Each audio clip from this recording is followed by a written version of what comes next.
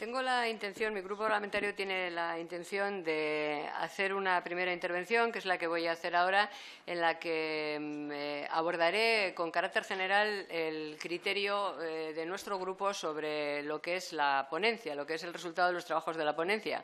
A pesar de que los grupos han decidido agrupar los debates en esos 5 bloques sui generis, nada que decir al respecto, es posible que tome la palabra en alguno de los otros bloques, pero anuncio y pido, por tanto, si me excedo un poquito del tiempo, un poco de generosidad, porque no lo utilizaré en otros momentos y me excedo ahora, que tengo la intención de hacer un balance general, agrupado en mi caso por los bloques que políticamente a mí me parecen relevantes y que nos lleva a nuestro grupo a tener una posición de conjunto sobre el conjunto de la reforma del Código Penal. Para establecer el criterio de mi grupo respecto del resultado de los trabajos de la ponencia hasta el día de hoy, que es lo que podemos juzgar, no sabemos lo que pasará la semana que viene y mucho menos lo que ocurrirá en el Senado, debo empezar por decir que no es que me haya frustrado, porque el calendario, la forma de trabajar que se adoptó era, como ya dijimos en su momento, no podía presagiar, no presagiaba nada bueno, era imposible con ese calendario, con esa forma de hacer el trabajo, que hubiéramos hecho un debate más en profundidad y que hubiéramos, en fin, tenido el tiempo, la tranquilidad suficiente, la disponibilidad también suficiente, la actitud suficiente por parte del grupo mayoritario, pero por no echarle la responsabilidad al grupo mayoritario por parte del Gobierno, para transar mucho más que a mi juicio se podía haber transado. El método que se eligió fue el método que venía determinado por una decisión previa, que es que el Gobierno ya sabía lo que quería o se ha ido haciendo una idea de lo que quería a lo largo de estas últimas semanas y no tenía ninguna intención de reformar nada de lo sustancial. Por tanto, no es que el método haya fracasado, sino que era un método determinado para llegar a este resultado, un Código Penal del Partido Popular hecho de mala manera en el sentido de las formas y que ha evitado, estoy segura, que incluso aspectos en los que aparentemente estamos muy lejanos, si hubiéramos tenido el tiempo suficiente para debatirlo y la actitud abierta suficiente para escucharnos mutuamente, hubiéramos llegado a un resultado diferente. Hoy estamos ante una reforma a fondo del Código Penal que modifica un Código Penal pactado, porque yo solo he participado de la reforma de las que se han hecho parciales esta legislatura, pero de las amplias de la legislatura pasada, en la que verdaderamente hicimos un esfuerzo de consenso y, aunque no acabáramos completamente de acuerdo, aquel código era de todos, con las diferencias que podía haber y que, de hecho, mantuvimos. No es el caso. Este es el Código Penal del Partido Popular y eso en sí mismo ya determina que es un mal Código Penal. Un país no puede tener un Código Penal de un Gobierno por mucha mayoría absoluta que tenga ese Gobierno. Y, sobre todo, no lo puede tener como consecuencia de un no intento de hacer un Código Penal de todos. Porque si hemos llegado a esto ha sido por la voluntad forzada del Grupo Popular y del Gobierno de sacar del cajón y hacer en un mes lo que no se había hecho durante un año. Y las consecuencias, pues claro, pues vienen predeterminadas por esa voluntad y yo no debo empezar por lamentar que hayamos llegado a esta situación. Tengo, por tanto, mi grupo tiene, por tanto, una opinión negativa del resultado hasta el día de hoy, insisto. A lo mejor cuando llegue del Senado, vuelva del Senado, tenemos otra posición, pero eso sería muy aventurado pensarlo en este momento.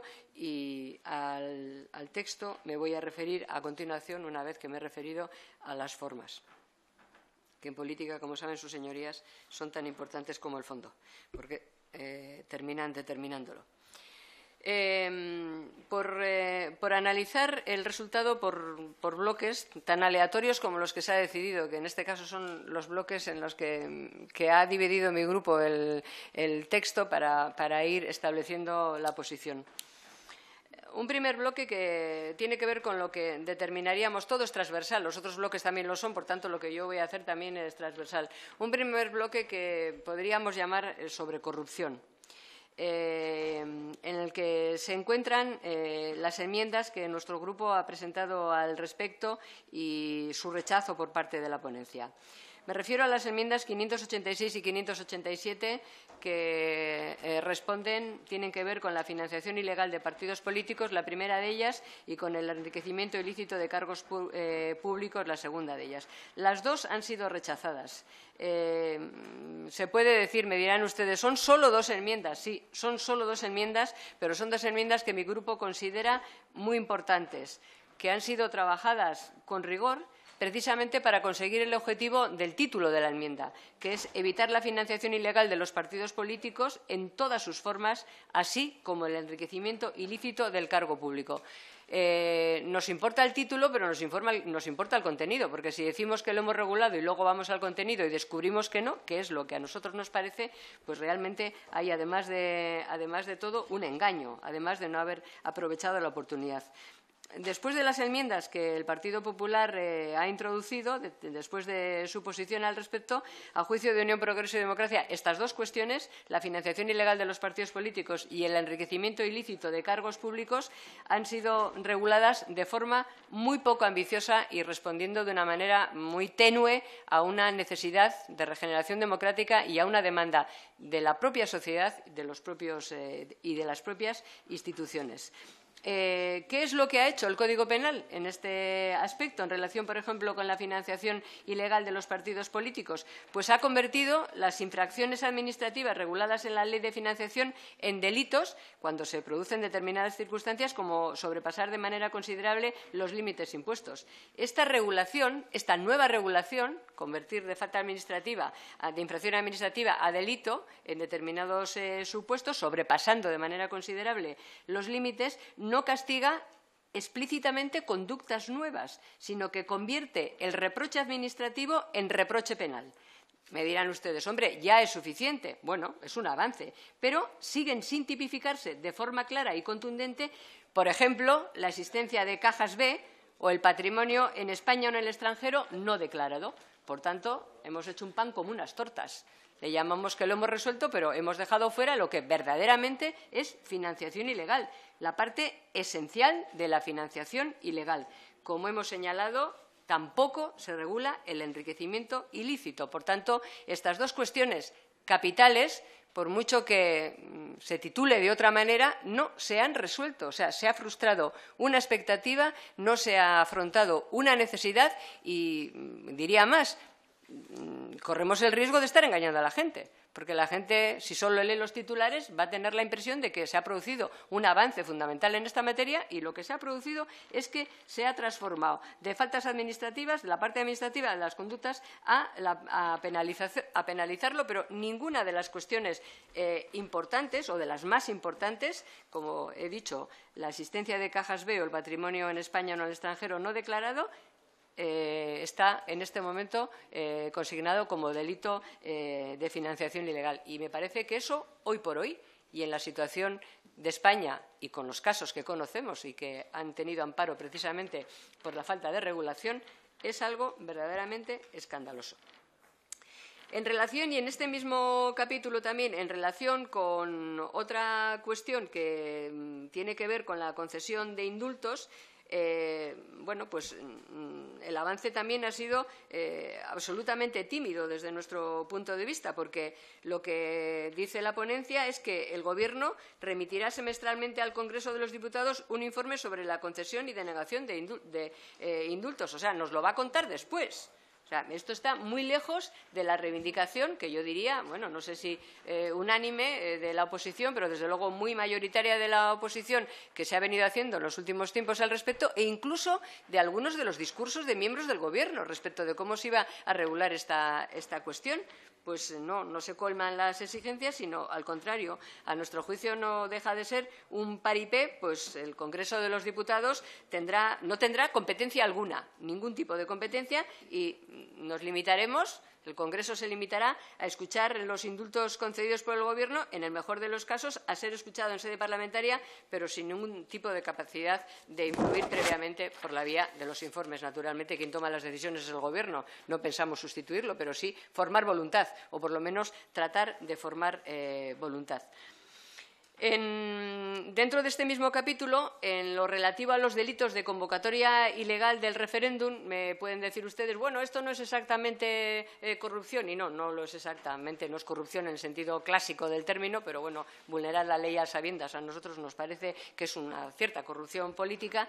Nosotros hemos introducido, Unión Progreso y Democracia, también una enmienda, la enmienda 588, que pretendía que el criterio legal anterior, que convocar un referéndum ilegal fuera un delito, se recuperara en el Código Penal, algo que existía hasta el primer gobierno de José Luis Rodríguez Zapatero, que modificó una modificación previa que había sido hecha por el Gobierno Aznar de mala manera, en el sentido de aprovechar otra tramitación de otra ley, pero con la misma mala manera, pues el Gobierno socialista también modificó ese aspecto. A nosotros nos parece que hay que reformarlo, que hay que introducir en el Código Penal el delito de convocatoria del referéndum. No estamos pensando en ninguna persona con nombre y apellido, pero es un delito que tiene sentido y que realmente el Código Penal no tiene por qué. Sí, es que cuando se hizo también se pensaba en su lugar que tenía nombre y apellido, solo que vasco en vez de catalán, pero el hecho es que no es la persona que comete en fin, la infracción o el delito, sino el hecho en sí mismo, que digamos que si es perseguido, pues debe de ser perseguido. A nuestro juicio es delictivo, ninguna autoridad está por encima de la ley, ninguna autoridad puede cometer ningún tipo de delito. Es verdad que el Código Penal no tiene, en fin, no puede evitar la voluntad política de los legisladores ni de los gobernantes, no se trata de eso, pero el Código Penal, pues al Código Penal estamos sometidos todos, absolutamente todos los ciudadanos, y tiene también un efecto, pues esto que, permítanme coloquialmente que lo diga, aquí como estoy rodeada de ilustres letrados que ya utilizarán las palabras más precisas en su momento, tiene un aviso para navegantes, que se puede decir, oiga, esto es que es delito, ¿me entiende usted? O sea, que usted puede hacer lo que le da la gana. Vamos a ver, puede usted saltarse la ley, pero conociendo que se la está saltando y que eso tendrá consecuencias, como todos nos movemos en estas cuestiones. Bueno, pues también en este caso en la ponencia, o el grupo mayoritario hasta el momento, pues ha dicho que no. Es verdad que yo me he encontrado una anotación en la ponencia que decía, igual el portavoz del Grupo Popular me lo puede resolver, que decía pendiente, y entonces no sé si es que está pendiente porque lo van a revisar o está pendiente de no sé qué cosa, pero bueno, si está pendiente, pues ya me dirán, pero a día de hoy esta enmienda está rechazada y, salvo iluminación de última hora, pues en nuestra posición es que debiera de haberse admitido y que debiera de haberse recuperado este delito, y seguiremos planteándolo. Otro apartado de los que motivan el rechazo del Grupo de Unión Progreso y Democracia es un apartado que hemos denominado, presidente, cuando a usted le parezca que hablo suficiente me quita y yo en el segundo bloque pues termino, pero quisiera terminarlo ahora. El tiempo no reglamentario, pero sí el pactado. Vale. Ok, gracias. El segundo capítulo es el que hemos denominado, yo denomino garantías, y tiene que ver con la prisión permanente, la suspensión de penas y las medidas de seguridad. En este capítulo, pues también el éxito de las enmiendas que ha presentado mi grupo ha sido estruendoso. Hemos presentado, creo que 15 enmiendas, desde la 516 hasta la 543, bueno, pero con intermedios.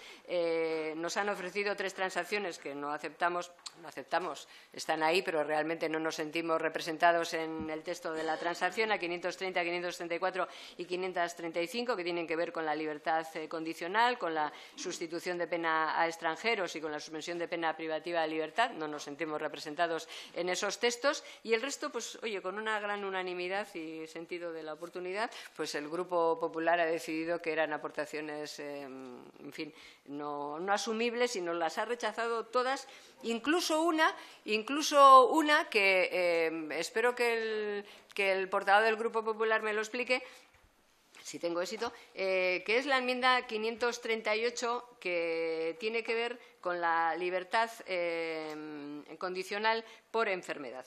Hay quien piensa, y voy a decirlo, piensa bien, tiene nombre y apellido en este caso. Bueno, tiene solo apellido, para que me entiendan, no tengo necesidad de ponerle el nombre. Esta podríamos llamarla enmienda Bolinaga. para que ustedes me entiendan, ¿no? De lo que estamos hablando, ¿no?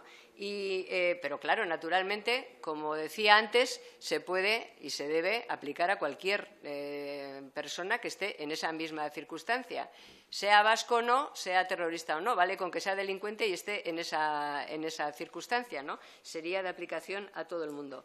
Bueno, pues esta ha sido rechazada también, no entendemos muy bien por qué, porque aquí lo que se plantea es que en la 538, como digo, es un sistema, lo que pretendíamos era establecer un sistema que parece lógico, insisto, para evitar casos como el de este individuo, de tal forma que, aunque debido a la enfermedad pueda otorgarse el tercer grado, nunca se pueda dar la libertad provisional sin arrepentimiento. Entonces, me parece que es una reforma bastante razonable, en la que, al menos en el discurso, estamos de acuerdo. No voy a decir todos, porque sé que todos no, pero prácticamente todos. Y yo este discurso al grupo mayoritario se lo he escuchado varias veces. Y hemos hecho una enmienda pues, que está, en fin, está medida, que no pretende nada distinto a lo que no solamente socialmente se entiende como necesario, sino al discurso permanente del Grupo Popular. ¿Qué les voy a decir del ministro del Interior y del presidente del Gobierno al respecto? Por lo tanto, tampoco entendemos por qué esta enmienda ha sido rechazada tajantemente. Bueno, no había posibilidades de transaccional, creo yo, pero era o sí o no. Bueno, pues han preferido decir no y a mí me sorprende. Por cierto, estoy a la espera de que me lo expliquen, porque incluso al secretario de Estado de Interior, que me llamó el otro día para las enmiendas de terrorismo, le pregunté por esta enmienda, porque ya que hacen un pacto tan grande sobre cuestiones de terrorismo, pues ¿por qué esta cuestión que parece fácil de ser asumida habían decidido relegarla? Para que yo lo entendiera, me dijo que iba a preguntar a los de Justicia, pero igual hoy el portavoz me lo puede explicar y entonces por lo menos lo entiendo. Un tercer bloque tiene que ver con todos los capítulos, todos los artículos relacionados con la violencia machista. En este caso teníamos también un grupo de enmiendas de 7, creo. También he tenido un enorme éxito. Nos han ofrecido una transacción a la enmienda 518 que contempla el agravante por motivos machistas, en el que tampoco nos sentimos representados con el texto, y todas las demás de violencia de género, amenazas leves y coacciones leves nos han sido rechazadas. La verdad es que solo por llamar la atención con la que considero más interesante, el Grupo Popular ha planteado una reforma al apartado 4 del artículo 22, distinta del texto que les planteábamos: cometer el delito por motivos racistas, antisemitas, otra clase de discriminación referente a la ideología, religión o creencias de las víctimas, la etnia, la raza, que, bueno, está bien, pero realmente deja fuera una cuestión que a nuestro juicio es muy relevante, que por eso la planteábamos así en el texto, que es ejecutar el hecho, la violencia, el hecho violento por motivos machistas, como manifestación de la discriminación, la situación de desigualdad y la relación de poder de los hombres sobre las mujeres. Es que esto es algo que ya nadie discute.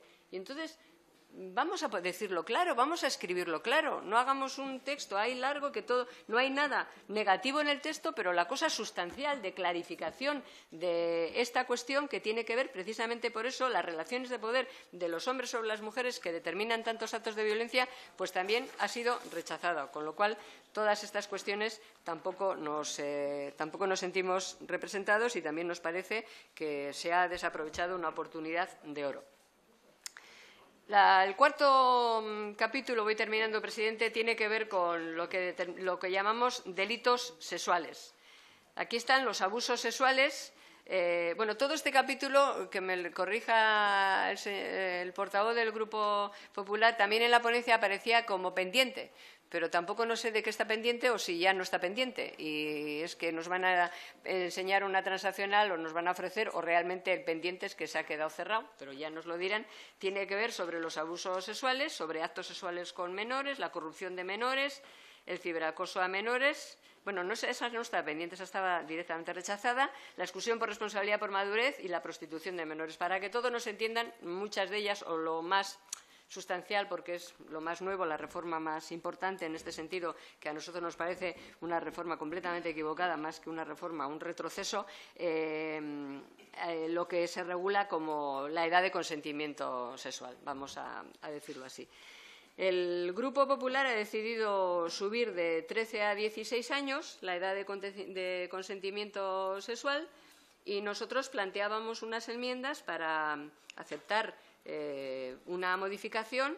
La edad que planteábamos era 15 años. En la Unión Europea, como todos ustedes saben, hay 15 y 14 años. A nosotros nos parecía que 15 años era en fin, una media, y además por la experiencia de los países de nuestro entorno, también por la propia madurez de nuestras niñas, de nuestros menores, nos parecía la edad adecuada, pero además establecíamos la cuestión de la relación de madurez con la persona con la que mantenía la relación sexual a la hora de plantearlo como un delito o como un acto de consentimiento. Era, creo que 4 años la diferencia de edad en el que se planteaba una madurez sexual similar, pero el Grupo Popular, hasta el momento preciso, pues sigue con 16 años. A ver, esto a mí me parece, sé que es una cuestión extremadamente delicada y por eso, a mí en fin, me fui de la ponencia el otro día con la esperanza de que hubiera un acuerdo, porque en el debate que allí se vivió todos nos lo planteamos como una cuestión delicada y en la que había una voluntad de acercamiento, porque todos éramos conscientes de que estábamos hablando de una cuestión sensible, que no es fácil acotar dentro de las cifras 4, 16, 15. Y entendí que todo el mundo estaba dispuesto a hacer la reflexión pues, a fondo y de fondo. Pero se ha quedado hasta el momento presente como estamos. Claro, aquí hemos pasado, fíjense ustedes en qué situación nos encontramos, ¿no? Si se aprueba el Código Penal de esta manera. Hemos pasado de los 13 a los 16 años, ¿verdad?, para el consentimiento, y a partir de ahí todo delito. Sin embargo, en el Código Civil está previsto que se pueda una niña casar con 14 años. Entonces, a los 14 años te puedes casar. Entonces, la situación, cuando aprobemos el Código Penal, en el texto que viene, con el texto que está redactado, que por debajo de 16 años es delito, se supone que con 14 años, con autorización judicial, por supuesto, emancipación, te puedes casar. ¿Y qué pasa? ¿Que hasta los 16 tenéis que ser amiguitos? ¿O si estás casado, estás exento de la aplicación del Código Penal? ¿Lo dice eso en algún sitio? Pero porque la situación es esa. A ti el juez te autoriza, tienes 14 años, te autoriza a casarte y cada vez que quieras establecer una relación sexual con tu marido, ¿pides permiso a un juez o cómo es esto? O si te denuncia alguien, ¿o qué pasa? ¿O van a poner un artículo al final? Porque igual hacen una disposición transitoria que dice, salvo que estén casados. Entonces rige lo de 14 años. Pero si no dice nada, pues será un delito. Esto no creo que sea por confundir lo del pecado con el delito. O sea, que si no es pecado, no es delito. Lo vamos a escribir en el código así, que si no es pecado, porque la cosa es dentro de una cosa de orden y de ley, pero no, da un poco de guasa, pero, en fin, juristas que me miran, pero es que esto es lo que dice. No, lo dice, ¿eh? O sea, esto no me lo estoy inventando, ustedes saben que es verdad. O sea, que por debajo de 16 es delito. A partir de 14 te puedes casar, si te autoriza un juez. Y entonces, de 14 a 16, amiguitos, de la mano, pero cada uno a su cama. Bueno, ni a su cama, ni a su cocina, ni a su sofá, a ningún sitio. Hombre, no. O sea, es que no hay coherencia, es que no tiene sentido. Es que además hay incoherencia, no es que no haya coherencia. Señora Díez, señorías, no debatan sin tener el uso de la palabra. Señora Díez, ahora sí le digo que termine, sí, porque como sabe su señoría va a tener nuevas oportunidades. Me apuntan que incluso con nuestra enmienda, pero nosotros aprendemos cada día y con nuestra enmienda ¿ese es el problema? ¿Transamos? Porque ustedes ya lo habían visto, ¿no? Pues si tienen ese problema, transamos, porque si lo habían visto, pues díganoslo, cómo lo arreglamos, porque aquí hay, además de la desproporción, presidente, además de la desproporción, un poco de protección, además de la desproporción de pasar de 13 a 16, que nos parece una desproporción, además de no estimar la madurez similar antes de ser considerado delito, que podemos discutir si son 3 o 4 años, es que además se produce esa otra circunstancia. Por tanto, llamo la atención sobre esa circunstancia. Y termino, presidente, con un asunto que ha quedado fuera del Código Penal, si me lo permite, que es terrorismo. Y si prefiere que acabe, lo dejo para el siguiente punto. Luego lo deje ya para el siguiente. Vale, pues lo dejamos para el siguiente punto. Gracias, señoría. Muy amable.